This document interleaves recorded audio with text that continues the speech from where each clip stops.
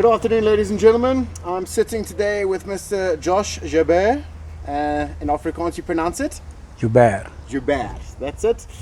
We are at ABBA Safari Campers today, and we're going to be interviewing Jos with regard to his Safari Campers.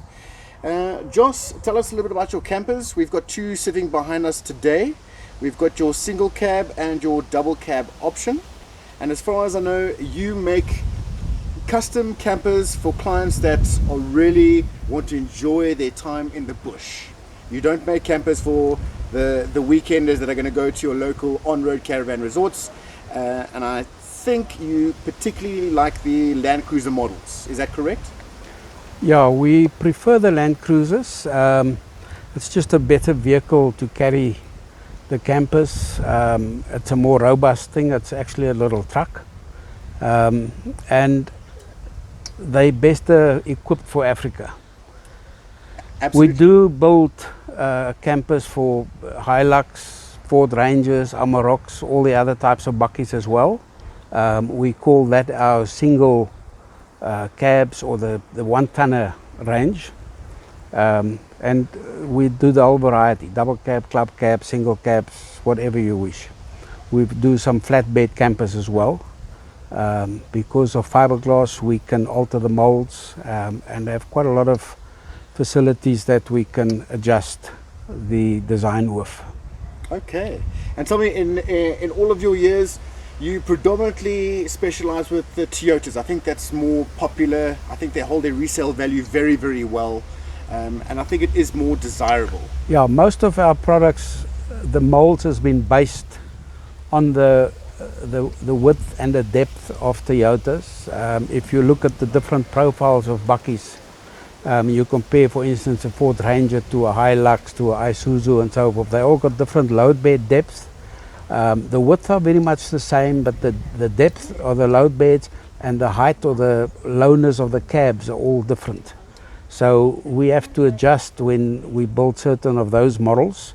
Where we space the difference in the mold up at the bottom where the actual camper lies flat on the load bed.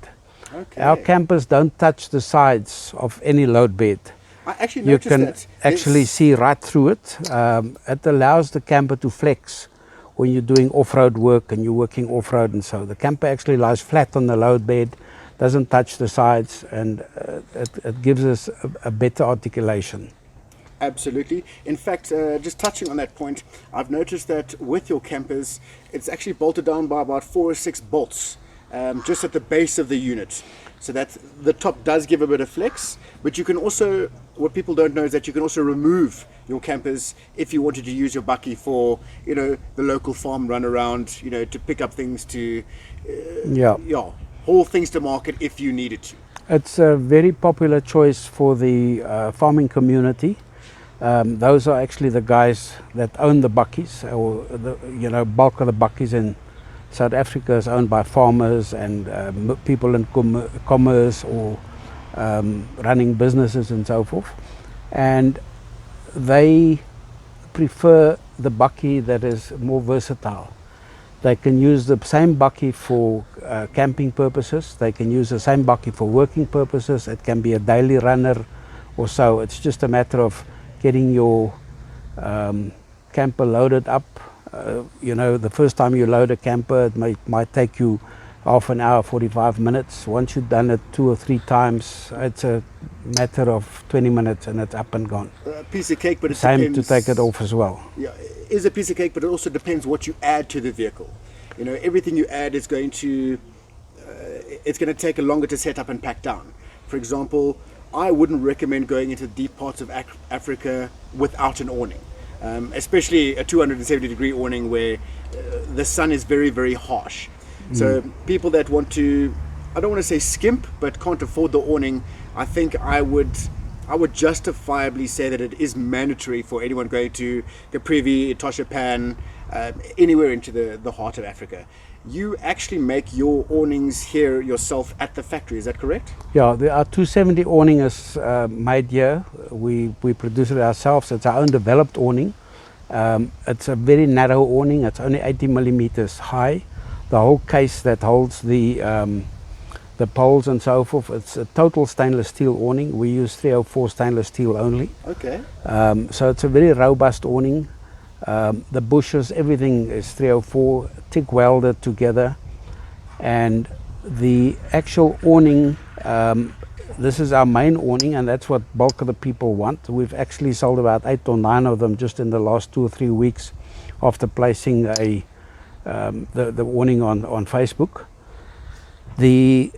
We do use the normal Howling Moon type awnings that we just buy out from the Caravan leisure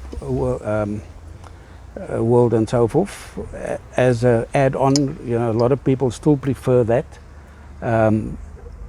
A lot of people also don't use the awnings. You know, the camper, if you park the camper in the daytime, if you're on a tour, it's not necessarily to open the awning unless you spend a day at a specific spot or so. If it's just for overnighting and you park your vehicle so that the sun is on the driver's side, it is actually very easy to sit in your own shade, anything from 1 o'clock in the afternoon already. So your kitchen is in the shade, you sit in the shade, and you don't need an awning physically to open. That's what makes the camper so popular, is the fact that, you know, you can set it up in a matter of 4 or 5 minutes. You're done and dusted, tables are out, chairs are out, kitchen is open, and you good to camp. The other big advantage is if you're traveling and you stop for that brunch stop next to the road and like so we all forth. do. Yeah, you basically just drop down the kitchen. If we do a little bit of planning, I've got a fridge between the front seats. You know, your odd thing is in the fridge and so forth. You don't even need to access the back, but it's also the beauty of this camper, and the total design from the word go was convenience. I'm not an engineer or anything, but I'm a lazy bugger. And I don't look for work. I always say I have work. And when you access the back or open the back door, you can open up anything in this camper. All the cupboards is accessible, all the side cupboards is accessible. And you lockable. can open the fridge, they're all lockable and so forth. You can open the fridge, take your milk out or whatever if you pack the lunch in there or so, you can take anything out without opening the roofs. There's nothing that you have out of a crate or have to, you know, undo something to get to something. Nothing to sickle and with. so forth. It's all No, nicely and it's neatly organized. sorted. And tell me something I wanted to ask you, because I've known you for some time. You used to be a long-term caravanner. And I believe the reason you got out of caravanning and into camper vans or motorhoming is because it's just so much easier to set up your camp. And I believe in your point of view, with a unit like ABBA Campers, with a unit like a stop-on camper like you have here, is that if anything breaks, your shell is on your back, you don't have to leave it behind. Is that correct? Yes, it's one of the main things. What actually converted us, we've been camping our whole life. My kids grew up camping. It got to a point where they didn't want to go to the Kruger Park anymore because we just went too much or too many times a year. We towed a caravan to Tanzania and it was a disaster, you know, with the time span and so forth. But over and above, caravanning is still good as long as people are camping. I think it's good for the industry, it's good for the market, it's good for one's soul, it's good for family life, it's good for everything. What it boils down to is at some stage we all get old. And a lot of people enjoy their caravans and camping and the bush trailers or whatever they use and so forth. And there's many hands in any family when the kids are still camping with you and so forth. The moment the kids start leaving the house and so forth, and then that day when you realize it's just me and the wife, and all of a sudden it's finally just me and the wife.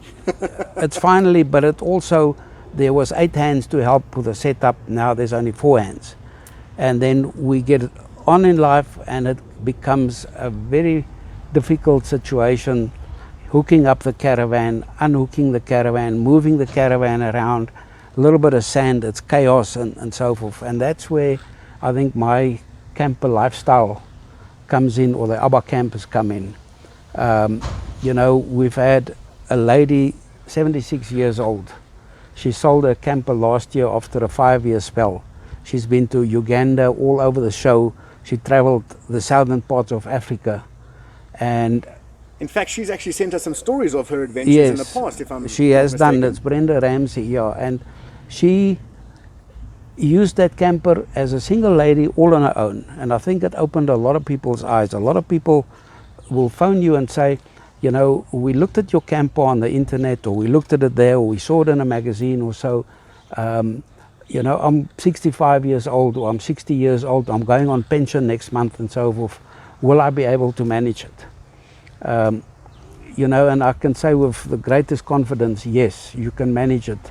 I've got people that are very close, I think they're over their 80s, still using my camper. Over 80 years old? Yeah, and they're still using their campers because they're easy to use, they're convenient. You know, your bed is always made, everything that you need is in a cupboard or it's packed away, it's easy access and so forth. And to open and close the roofs, we've made some alterations over the years and modifications as we go. The fact that I use the campers myself, almost I would say on a weekly basis, is a great advantage in the sense that if something don't work, you know, for instance this awning, we developed this awning over a couple of months. We tried and tested and so forth till we got the recipe right, and only then did I start selling them. Okay. It's because you use stainless steel. Quite a few people use aluminium, but what they don't know is that the aluminium can bend, and when it bends it shears. And when it shears you can't fix it. Yes, it's a lot of little things like that, but if you go and look at the other awnings out there, for instance, they mainly 180, 200 millimeters backgrounds or backdrops on them and so forth. They're massive awnings. And, you know, we fitted some of them on request to certain customer campers and so forth. But it's always bothered me that the awning is not purpose made. You know, and it's not my own, it's not the right thing to use and so forth. And that's why we developed the awning. There's many awnings out there that are good, there's nothing wrong with them, but this awning that we developed is purpose built for the ABBA campers. They bolt straight onto the bodyworks. They have no rainfall from the back. And I see here they sealed off, yeah, and everything is stainless steel. The bushes, the hinges that we use, the nuts and bolts, everything is stainless steel. So there's no rust factor. The material we use is that what they call alias or alays.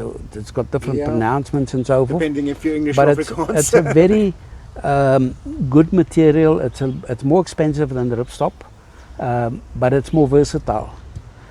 We also use the same material now for our showers.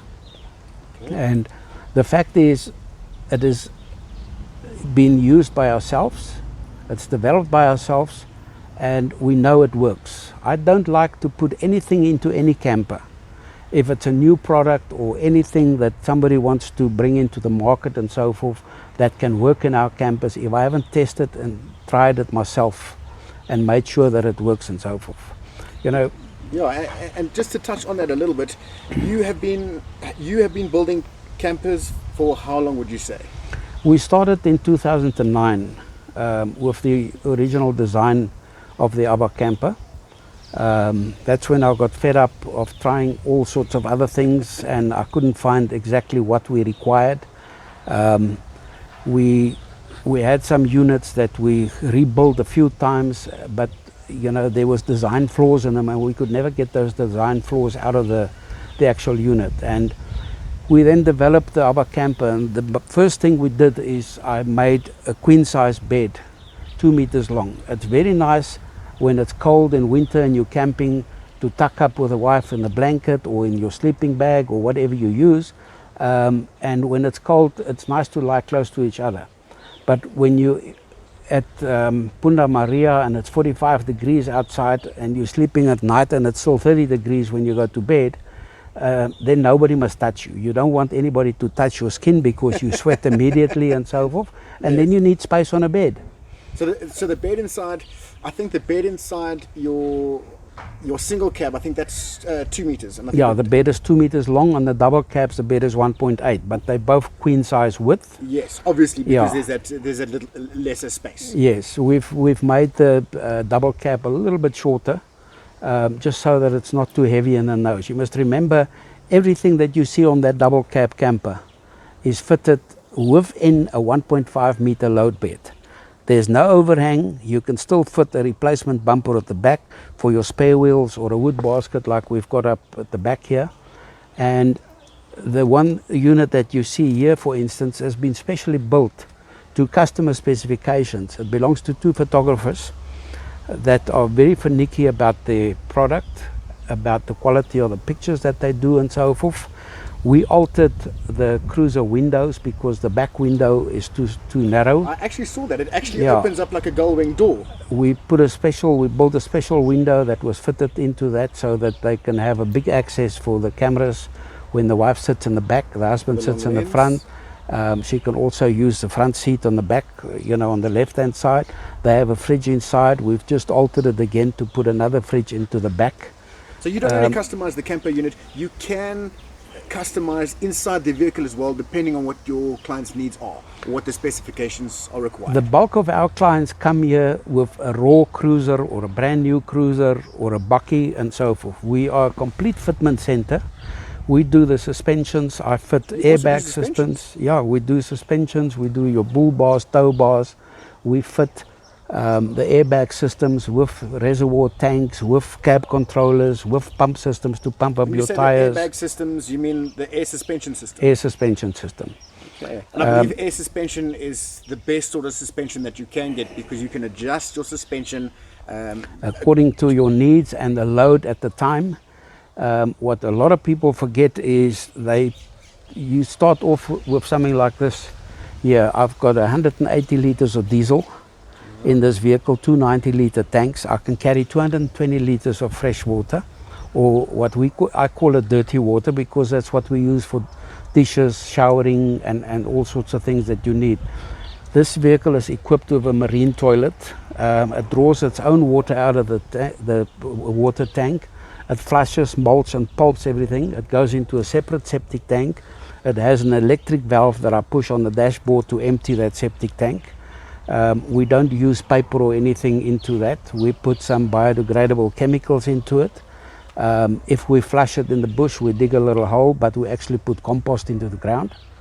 So it's eco-friendly as well. Which is It's what you're very, telling me. very eco-friendly. And you can live off-grid, sustainable for yourself. What's the longest period you've ventured into Africa? We've been on 6-7 week trips. 7 weeks. Yeah, we are planning a trip. If all goes well this year, we hope to go to the gorillas in Uganda, and that will most probably be about an 8-week trip. The beauty of this facility is that I don't need power, I don't need a bathroom or a toilet system or anything in any campsite. I have all my own equipment. I am totally off-grid. I've got an inverter built into this. If we have a fancy night out and the wife wants to dress up and blow the hairdryer, she can do so. The inverter can carry a hairdryer. It's got a 200 amp hour lithium battery built in. It's not just lithium, it's lithium phosphate that I saw. Yeah.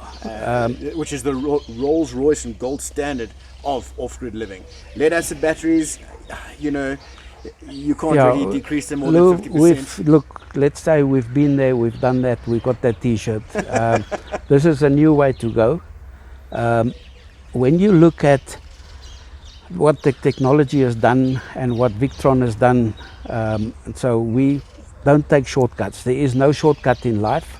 If you buy something and you think it's a bargain, you're actually buying the wrong thing, because there's an Afrikaans saying for that. Yeah. Goedkoop is duurkoop. It's duurkoop, yes. And the Victron stuff carries very good warranties. It's a worldwide warranty. It is the Rolls-Royce of equipment. I'm one of the first guys that started it. I'm actually a Victron dealer. I buy directly from Victron. We do supply a few of the other manufacturers with their Victron equipment. But the main thing is we use the stuff ourselves. We try and test it. You know what works. We know what works and we know what don't work. So when you come and approach us and you want to invest in a camper, or you come here with your brand new bakkie and you want to set yourself up with an ABBA camper, what I like to do is first sit down and talk with you. Find out what makes you tick. How do you camp? You get one guy, when he goes away for a week, it's a hell of a long weekend. The next guy, a breakaway for him is a month. You get people that is on pension already. They've got time to do a 3-month trip, and to them it's a short trip. So you've got to actually sit down and analyze a person and decide exactly what his needs are, and a lot of times you have to guide them, because coming from a caravan, coming from a stationary caravan type setup, tent, camping on the ground, whatever, and so forth, you need a mind shift to get into this. And I always say my mind shift was when I came back from Tanzania with that caravan that we towed. We then made a decision and said, you know what, just for our marriage and for the future, we are not going to tow anything ever in Africa.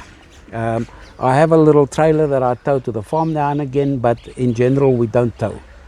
To me, if you tow a caravan, a bush trailer or whatever into Africa and so forth, you're looking for something to happen. And it is going to happen at some stage. Sand vehicles, you're putting your vehicle under a lot of stress, you're putting the trailer or the caravan or whatever you're towing under a hell of a lot of stress and so forth. It is also how you pick your destinations. If you're going to go to these popular resorts where the guy ropes are literally overhanging one another, and there's, a family of 5 on a campsite that's, meant for just 1 or 2, Tenko tents, that's what you're going to get. But I think your version of camping or overlanding is to get off the grid, to go where not many people are and not many people can get to. So That's you can fish exactly, in the Caprivi Strip. yeah. You can go see, the Masai Mara. You can go wherever you want. You are not limited to where you want to venture because of your vehicle. You can go literally anywhere. This vehicle can go anywhere in Africa, and my house goes with it. And that's the way I see it. A lot of people ask us, because we in the industry, my wife is in the service industry, she looks after people's babies and so forth. They all know that we're into camping and I manufacture campers and so forth. So a lot of people always ask us, so where are you going December? What are you doing for a holiday? And so, and a lot of times we can say to them, we don't know where we're going, but we're going on a road trip. The beauty of this is I can get into this vehicle, drive anywhere, get to a place and, see this is okay, it's safe for me to stand here, and I can stop there. I don't need nothing from anybody other than a safe place to stand. And all the facilities we have with us, we enjoy our cooking. We love, I always say we camp to cook.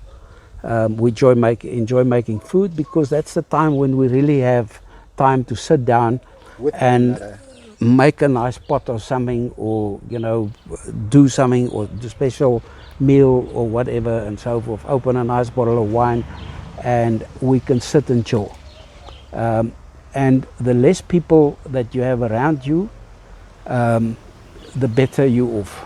And that's the way we see ourselves. You'll never find me in a caravan resort or in a camp where there's too many people. I don't like camping when it's too noisy. When I was a youngster, I was involved in the music industry and discos and all sorts of things, and had nightclubs and so. And over the years, as I grew older, the fuse got all the shorter as well. And I can believe it. Yeah, so when we go to the bush to relax and to enjoy the atmosphere. We enjoy the wildlife and so, and that is what makes us tick. The camper does it for us. When we stop, it is the bed is made, the bed is constant, permanently made. I don't have to dig out the blankets and get the pillows out and make up the bed, and tomorrow morning pack the bed away again and so forth. You know, we've had instances where we traveled, we forgot keys once, we didn't remember if we locked the house or not.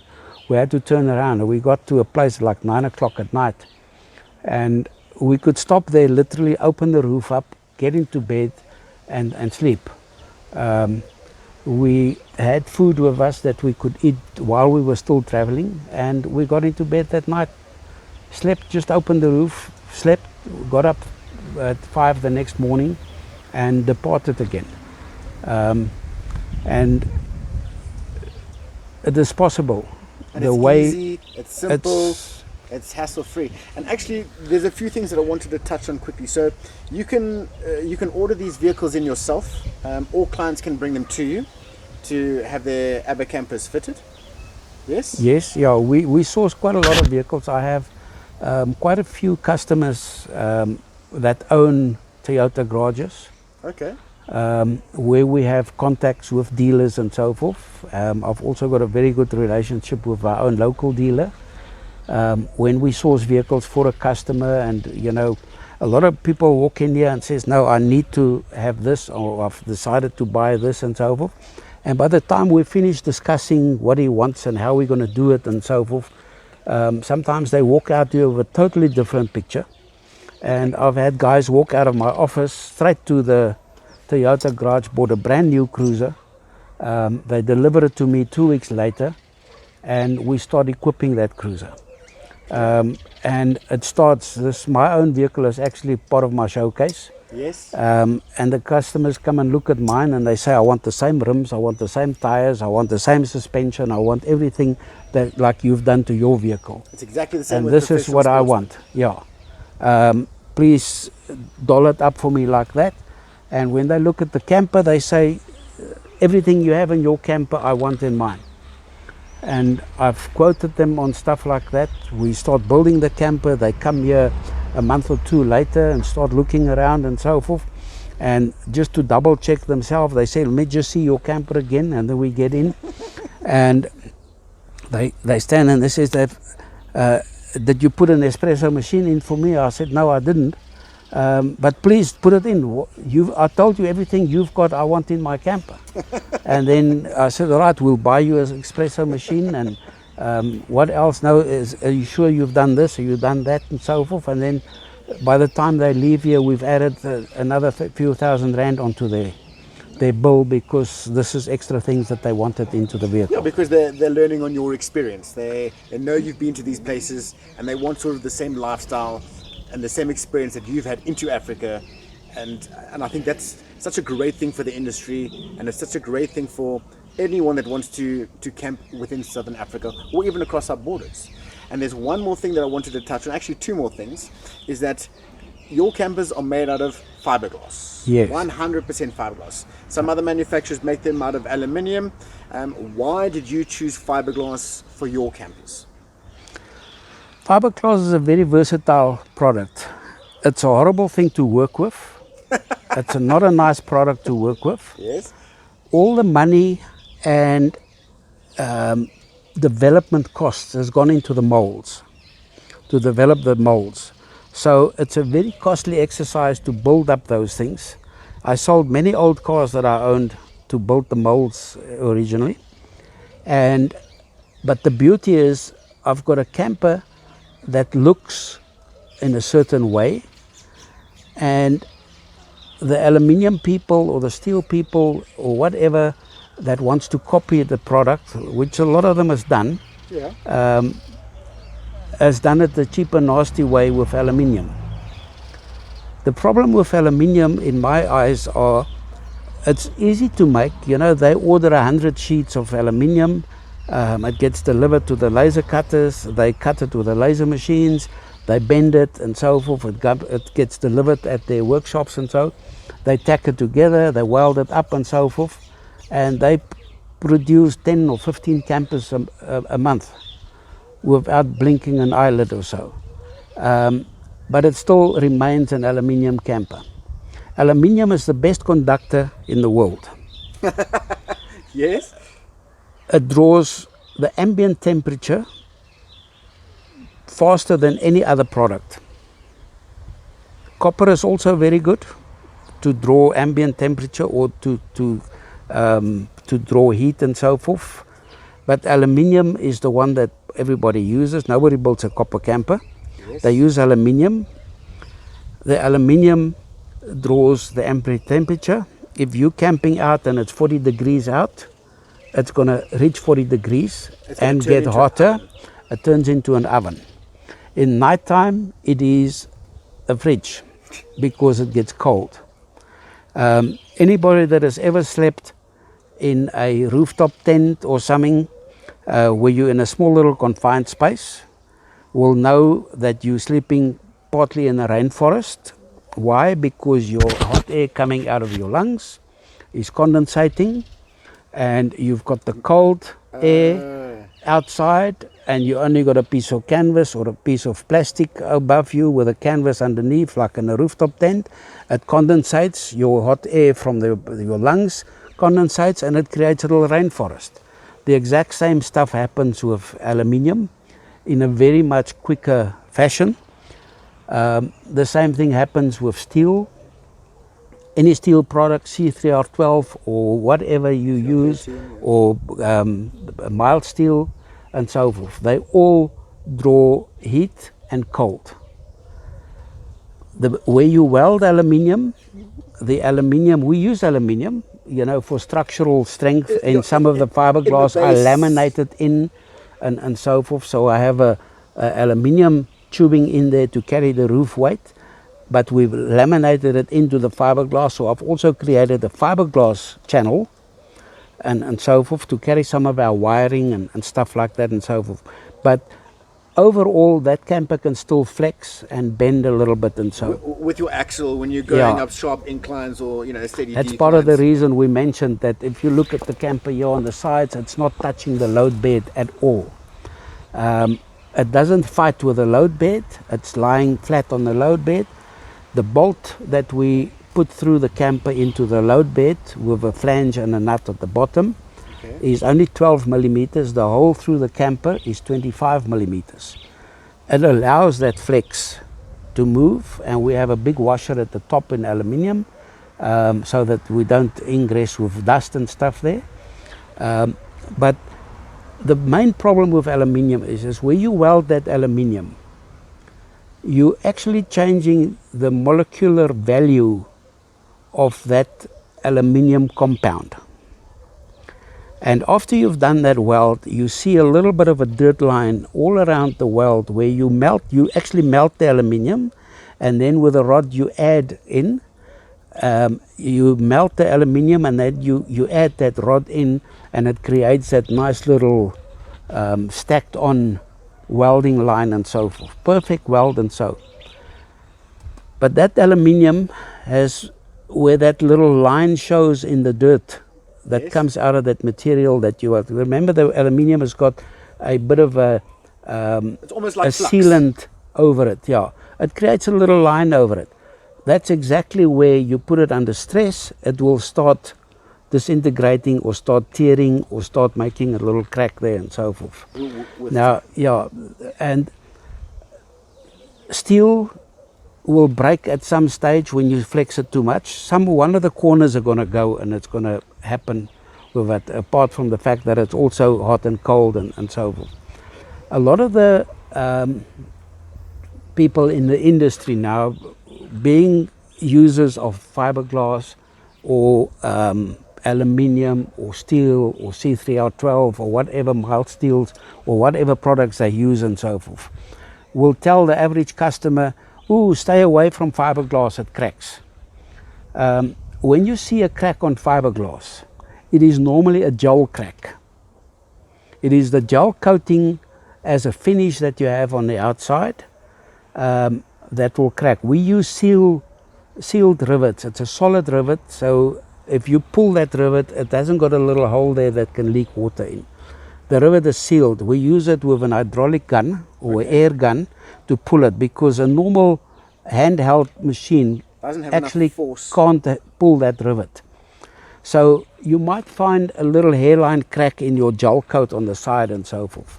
But the aluminium or the fiberglass at the back has got nothing wrong with it. It is perfect. There's no marks or cracks in it.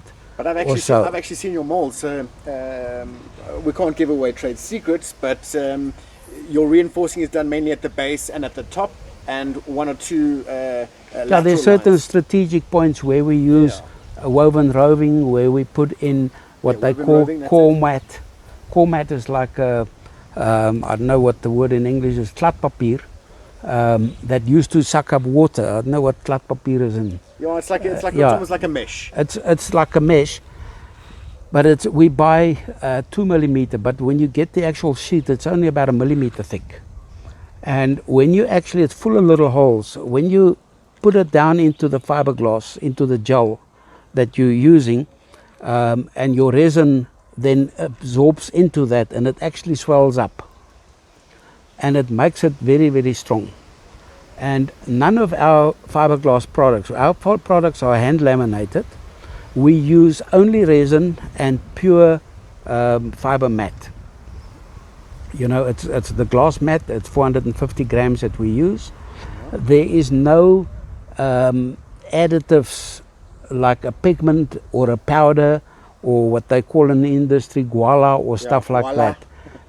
There's none of that stuff in there, because we want the fiberglass as light as possible, but as strong as possible, and as pure as possible, and as flexible as possible, and it is pure fiberglass. And then we put the what we refer to as acoustic carpeting into it to finish it off and so forth. You can make the camper. We've done some campers for people where they wanted single ladies that wants a shower inside, and then we do a different product. We actually resin. You know, we put the pool coat, and we create a white camper in the inside, and we don't put the carpeting in, because then there's no water that's gonna interfere with the carpeting, and they can actually sit inside and shower with a hand shower. We've done that before. I don't like it. It gives it a cold feeling. The campers are quite cozy inside. Yeah. That's for the carpet as well. It gives it a nice bit of. And the biggest thing, you can sleep in this in the winter. We close up the winter, all the windows and so forth, and we leave the tops open a little bit with the mozzie nets and so. And you will not get any water or respiration coming to you from the top, condensation or whatever, anything at all. I've had mornings where I woke up where it was freezing cold outside, where I could actually see where the rope line section is very close to my head, where the canvas is in. I could see the condensation drops on that piece of aluminium, and the way it runs down to the corner of the camper.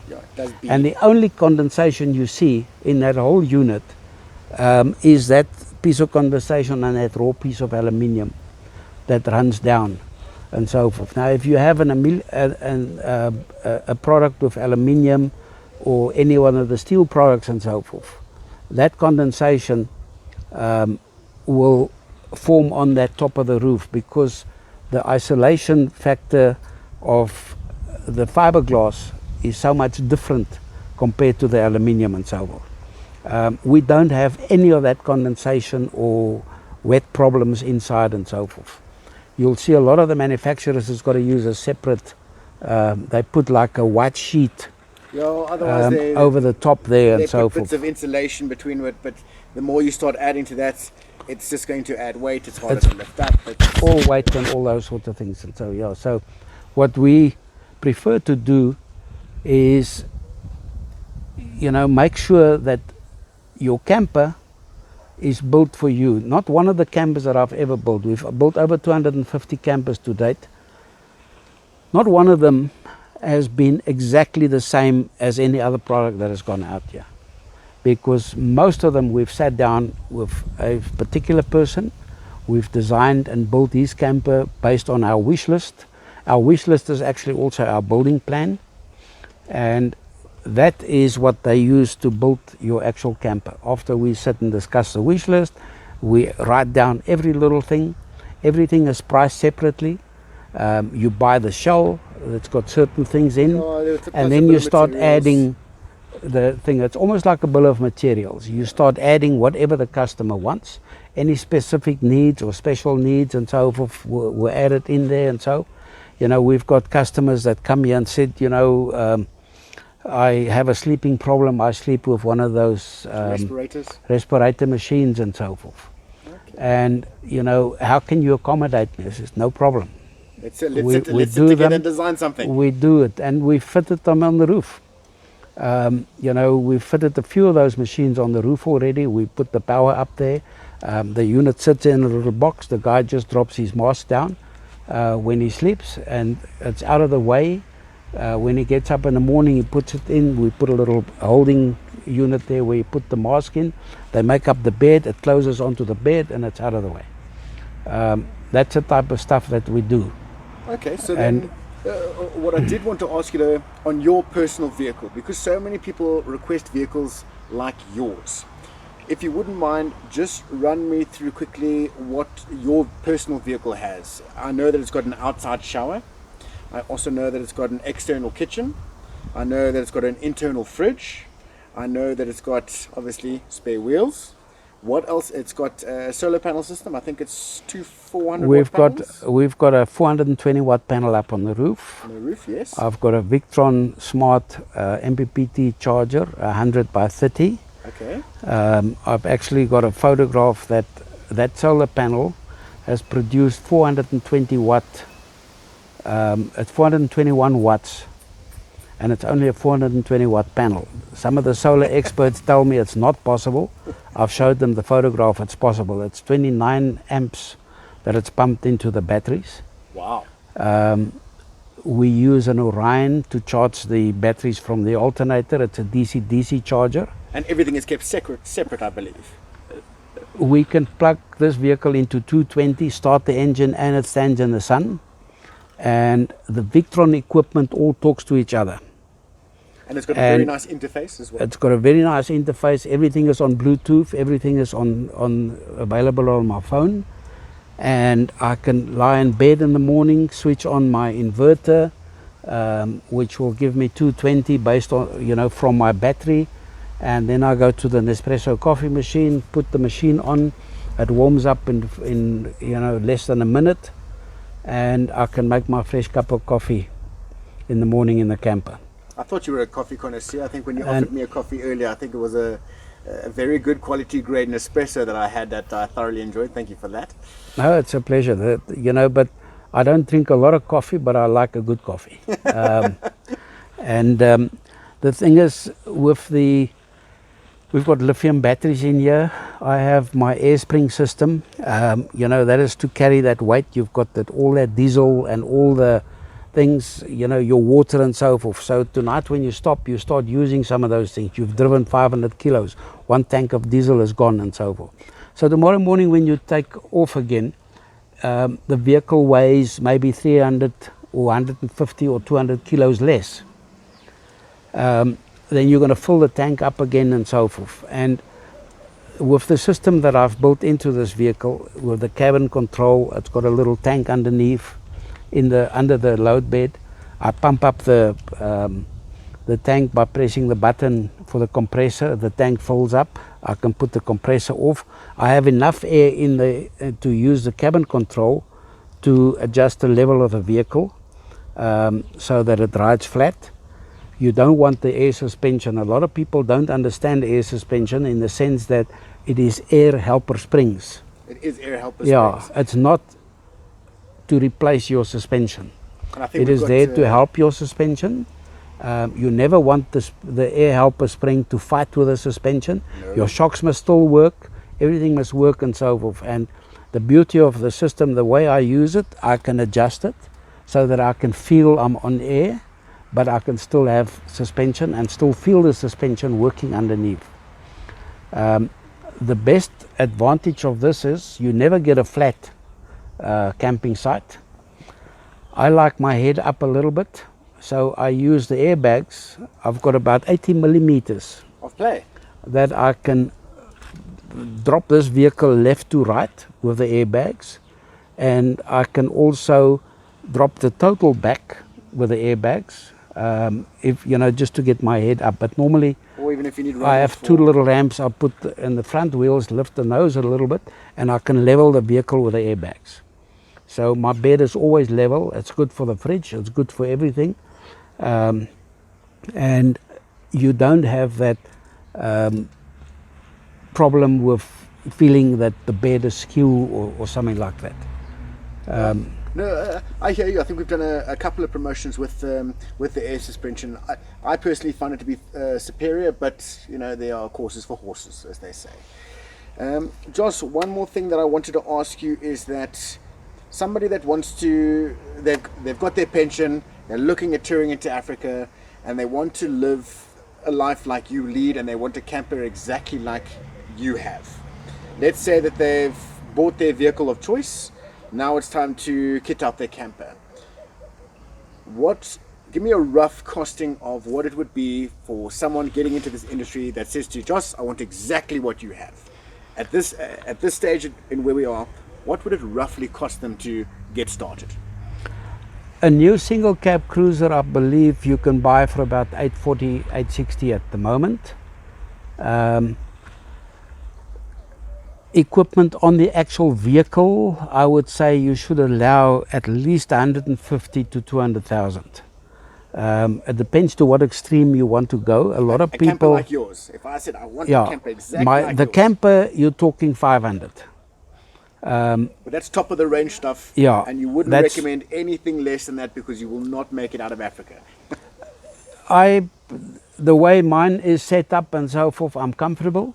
I've got 220 when I need it. If I go into Africa, I take a little grinder, I take a drill, because you never know what can happen. There's a lot of Land Rover owners out there that need help when they break down. We try and help them, and we try and be a nice guy. But when we go out, we're equipped. I always say to people, they say, but why do you take tools with you? Why do you take this? And so then my sort of answer to them is, do you have insurance? Why do you have insurance? No, I must have insurance if I bump the car and so forth. I said, exactly. Taking necessities with, like a wheel spanner and a spare wheel and things like that. Nobody plans to have a flat wheel or get a puncture or so. But you must have a spare wheel. If you don't have a spare wheel, you've got a problem. So whatever you take with you into the bush is part of the insurance, that if something happens to me there, I'm good, I can get out of it and so forth. And normally we travel alone. We you know, you get a lot of friends that says, whenever you go again, tell us, we want to go with. When you say we're going, and then everybody's got an excuse. My son is playing cricket and this one is doing that, and you know, this and that and the next, and so they don't go. So we prefer to travel alone. We do a lot of trips on our own, and I like to be prepared.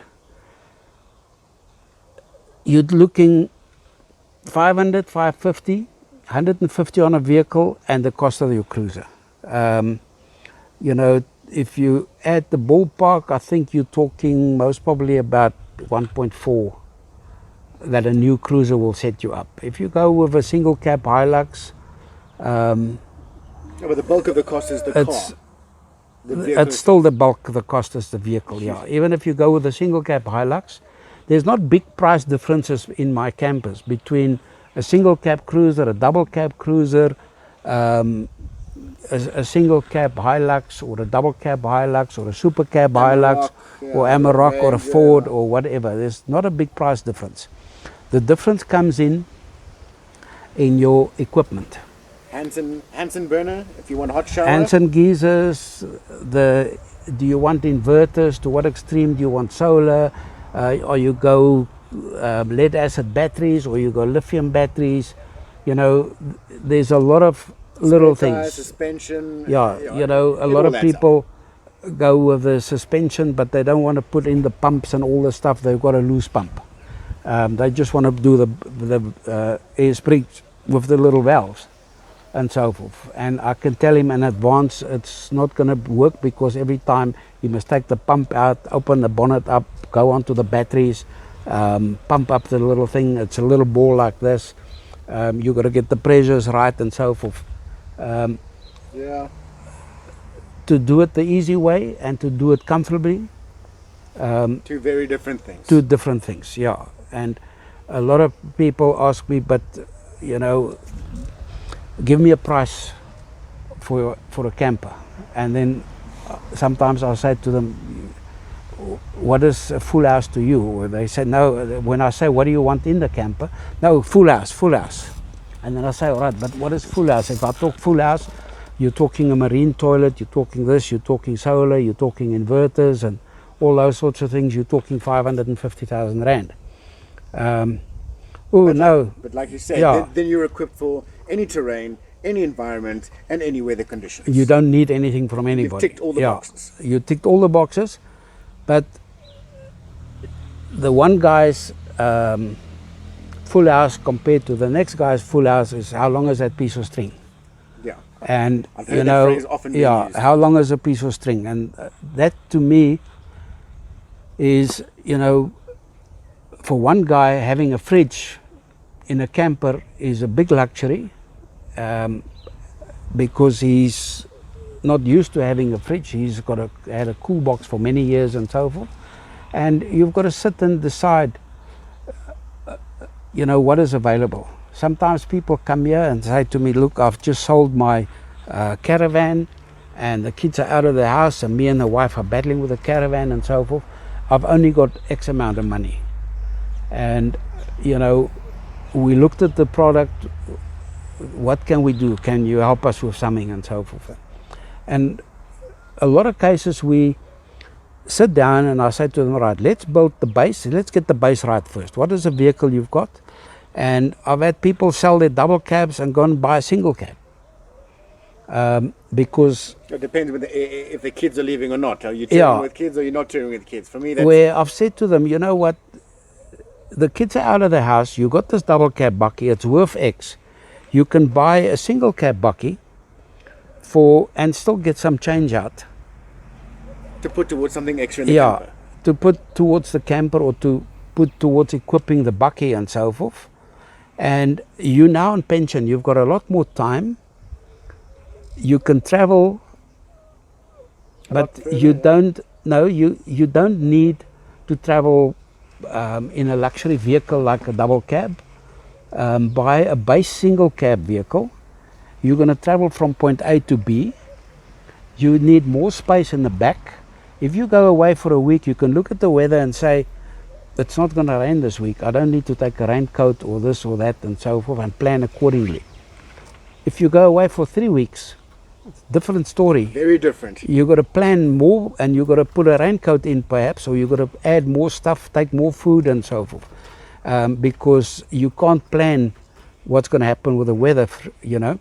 But when you go on a month trip or 6 weeks or 2 months or whatever and so forth, or you're on pension and you're going to travel quite a lot, you've got to take a lot of things with you.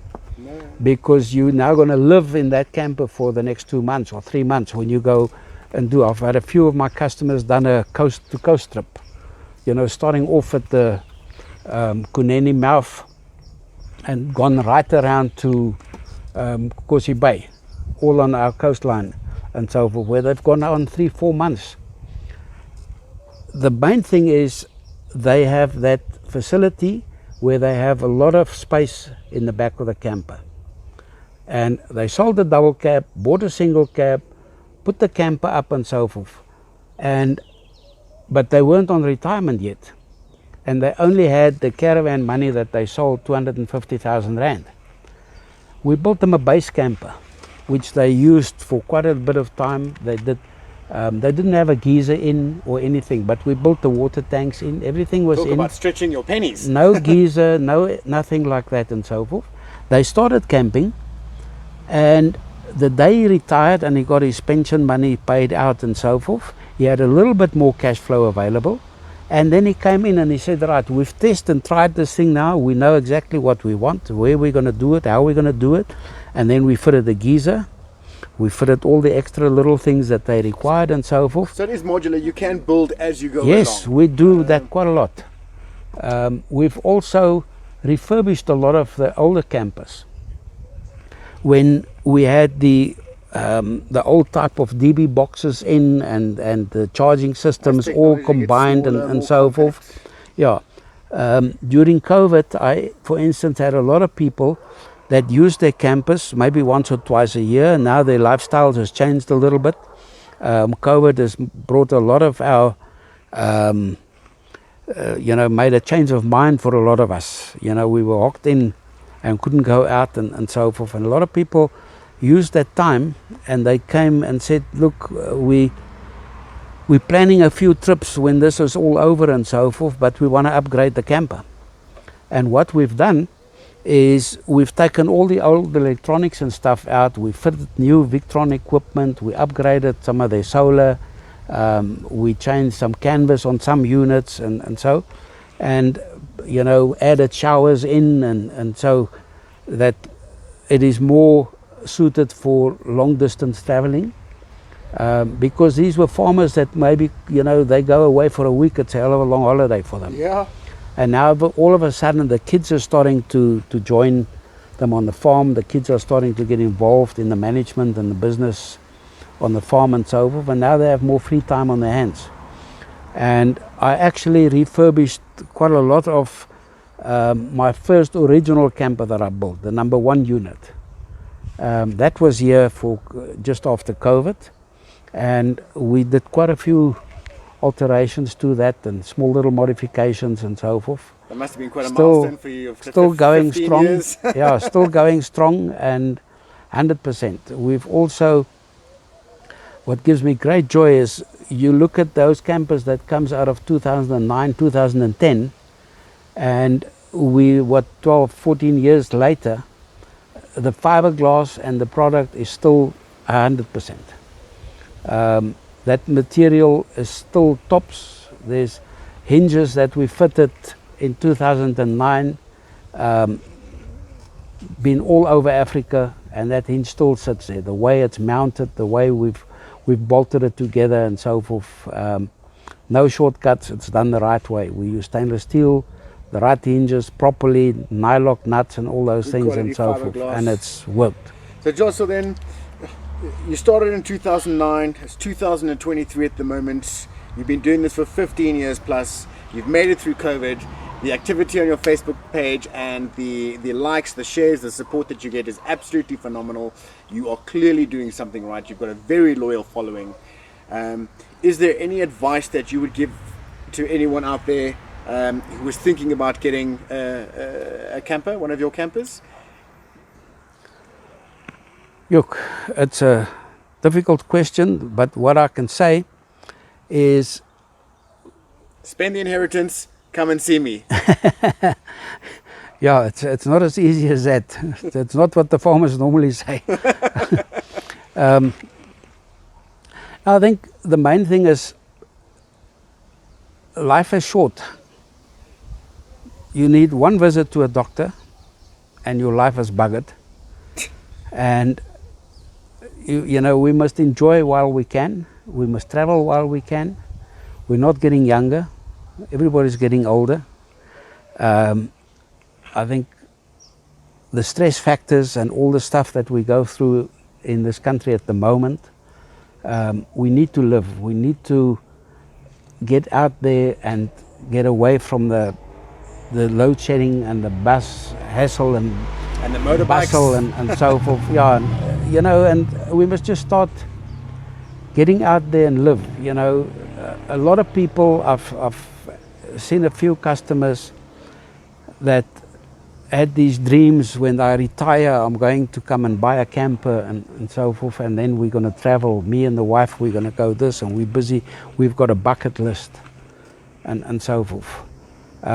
Don't wait for retirement. Do it now while you can. You know, it's not very good advice. It's not too difficult. Just go and sit down, plan your things and so forth, and start with a base unit. you know, not everybody starts right at the top. Not everybody has got the money to start at the top, or running businesses and so forth. You know, if you've got a limited budget, apply it properly. Talk to the manufacturers that can fulfill your needs, and get there, out there, live and enjoy life.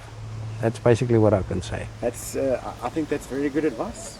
So from all of us here at CaravanSA, Jos, I just want to say thank you very much for taking the time to. Thank you, Paul. Thanks for coming to out. spend with us and for showing us around your campers. They are absolutely phenomenal.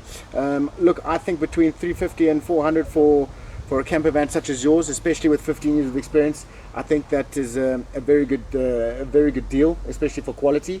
And I really like what you said about don't delay, get out, experience your life, and live it to the fullest. So thank you very much for having me. And for those of you who will stay tuned, we've got a full review with pictures and specs on our website. We'll put that in the description below. Remember to like and subscribe, and if you want to ask Jos any questions, there will be a link on our website. You can visit his website as well. We will see you again on the next one. Jos, thank you very much. Thank you. Thanks, Paul.